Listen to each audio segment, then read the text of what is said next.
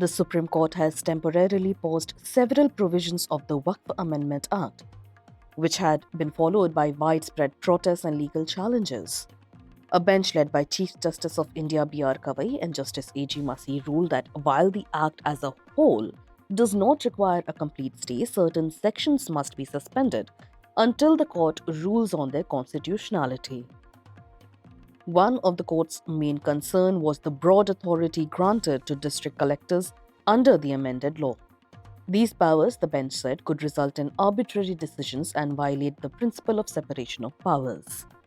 Quote, "The collector cannot be permitted to adjudicate the rights of personal citizens, and this will violate the separation of powers," the bench said. Quote, "Till adjudication happens by the tribunal, no third-party rights can be created against any party. The provision dealing with such powers to the collector shall remain stayed," unquote. The amended law had allowed collectors to decide whether property in question belonged to the Waqf or the government.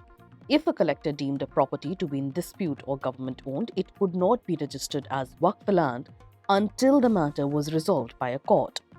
Muslim organizations had strongly opposed this clause, warning it could open the door to false claims and misuse.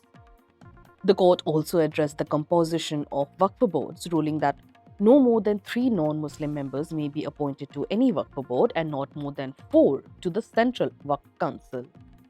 Another provision that has been put on hold is the requirement that only a Muslim who has practiced Islam for at least 5 years can declare a Waqf. Chief Justice Gavai said without any mechanism, it will lead to an exercise of arbitrary power. The amended act, passed by Parliament and signed by the President in April, had led to demonstrations across the country and widespread protests. Several Muslim organizations called the changes unconstitutional and claimed they threatened to undermine Waqf land ownership. The government, however, argued the amendments aimed to resolve ongoing land disputes and prevent encroachment. One of the petitioners, the All India Muslim Personal Law Board, welcomed the court's decision. Board member Saeed Qasim Rasool Ilyas said, "Many of our points have been accepted. We are satisfied to a large extent."